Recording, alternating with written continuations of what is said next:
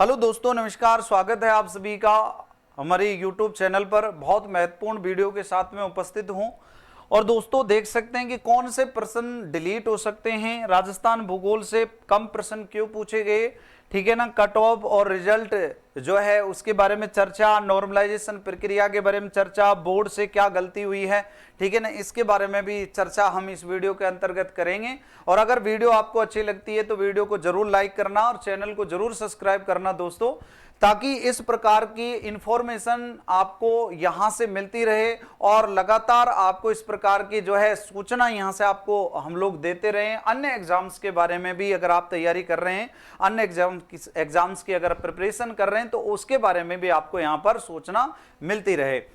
दोस्तों कौन से प्रश्न डिलीट होंगे, तो मैं देखो इसके बारे में चर्चा भी कर चुका हूं, पर फिर भी देखो सामान्य ज्ञान के अंतर्गत तो फर्स्ट शिफ्ट में जो प्रश्न था कि भाई अजयराज चौहान के द्वारा कौन सी झील का निर्माण करवाया गया था, तो उसमें सामर झील एक विकल्प में था, एक जो है सामर नहीं, पुष्कर झील विकल्प में था, एक विकल्प में था, ध्यान रखना इसमें जो है फतेह सागर झील, एक बाल समंद झील विकल्प में था, और एक विकल्प में जो था वो था, ध्यान रखना इसके अंतर्गत आना सागर झील। तो ये प्रश्न डिलीट हो सकता है क्योंकि अजयराज चौहान के द्वारा किसी भी झील का इनमें से निर्माण नहीं करवाया गया था।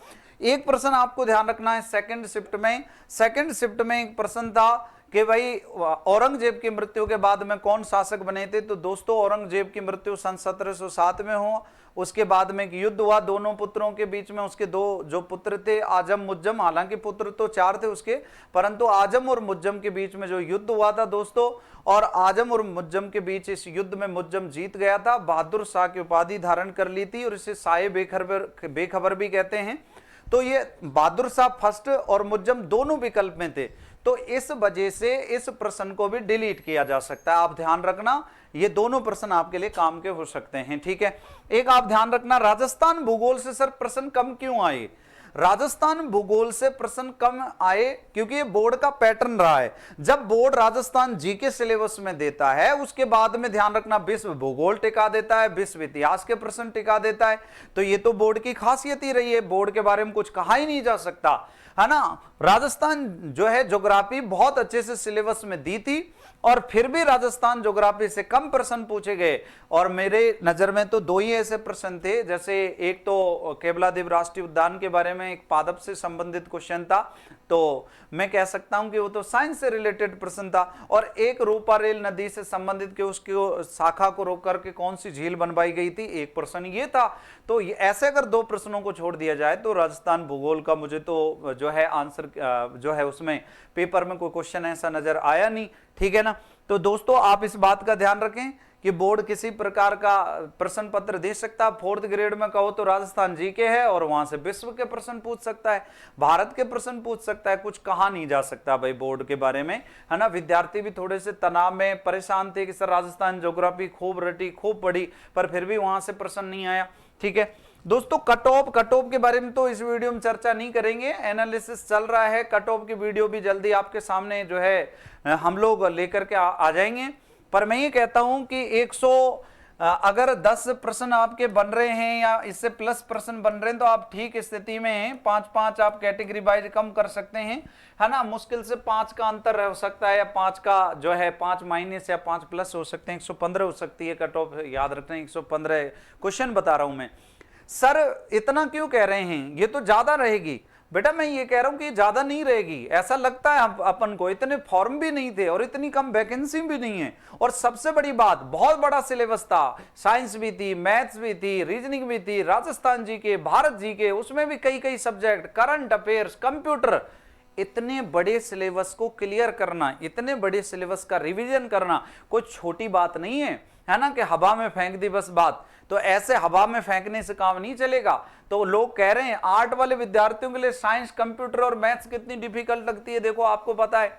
और बहुत सारे मैथ साइंस के विद्यार्थियों को जीके कितनी डिफिकल्ट लगती है। तो भैया ये तो बैलेंस था, ध्यान रखना। सर इजी लेवल का प्रश्न पत्र था, रे इजी के चक्कर में तो प्रश्न पत्र में बहुत सारे प्रश्न विद्यार्थियों से गलत हुए। तो कभी कभी इजी लेवल भी बहुत खतरनाक हो सकता है, चाहे भले इजी लेवल का पेपर था या मध्यम से इजी की ओर जो है पेपर था। परंतु ये कह सकते हैं तो कोई खास इस पर मतलब यही कहूंगा मैं, कट ऑफ इतनी ज्यादा नहीं जाएगी। अब हवा उसका बना दें, ठीक है, लोग बढ़ चढ़ करके उसे बता दे तो बात अलग है।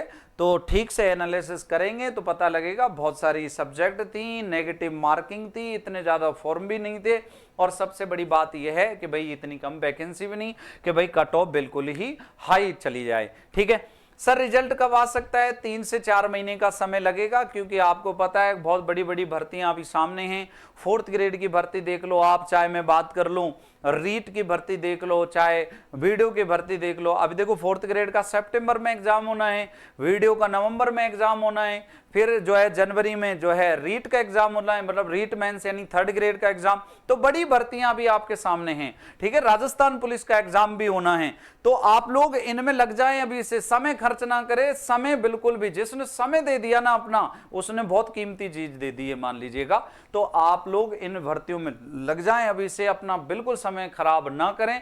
तो ये एग्जाम, बड़े एग्जाम बोर्ड को अभी लेने हैं, तो इस वजह से रिजल्ट में देरी हो सकती है, परंतु आंसर की 2 से मतलब 2.5 महीने के अंदर अंदर आ जाएगी। मतलब मैं यही कहूंगा 2 महीने के अंदर आपकी आंसर की इसकी आ जाएगी। सर नॉर्मलाइजेशन प्रक्रिया पर क्या बोलेंगे आप?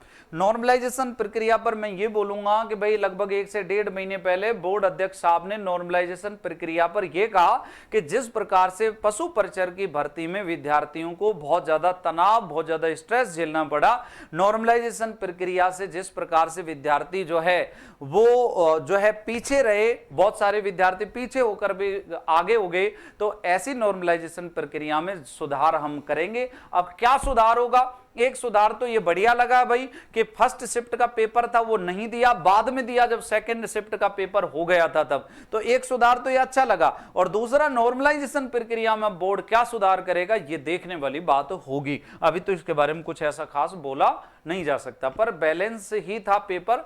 फर्स्ट शिफ्ट की तुलना में थोड़ा सा सेकंड शिफ्ट को हार्ड कह सकते हैं, पर बैलेंस था, इतना हार्ड भी नहीं कह सकते। तो इस वजह से हो सकता है कि नॉर्मलाइजेशन प्रक्रिया कोई गुंजाइश ही ना रहे।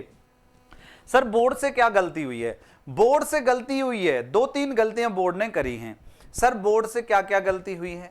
पहला, बोर्ड से गलती हुई है, ध्यान रखना, कि उसने राजस्थान ज्योग्राफी को सिलेबस में दिया और उसके बाद में भी प्रश्न उससे नहीं पूछे। पहली गलती बोर्ड की, ध्यान रखना।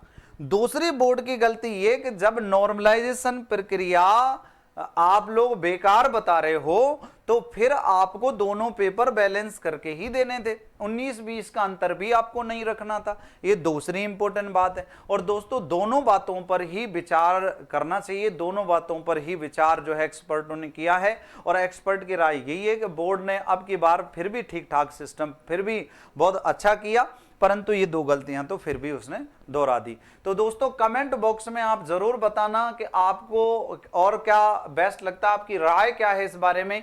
कट ऑफ में कितने नंबर कट ऑफ जा सकते हैं, मतलब आपके अंक कितने बन रहे हैं, आप कौन सी कैटेगरी से बिलोंग कर रहे हो, ठीक है ना, और कौन कौन से प्रश्न डिलीट हो सकते हैं, ठीक है ना। तो इस पर ताकि और वीडियो हम लोग बना सकें तो आप लोग कमेंट बॉक्स में जरूर बताएं। दोस्तों बहुत बहुत धन्यवाद, राम राम, नमस्कार, जय हिंद, जय भारत, थैंक यू, सभी को धन्यवाद।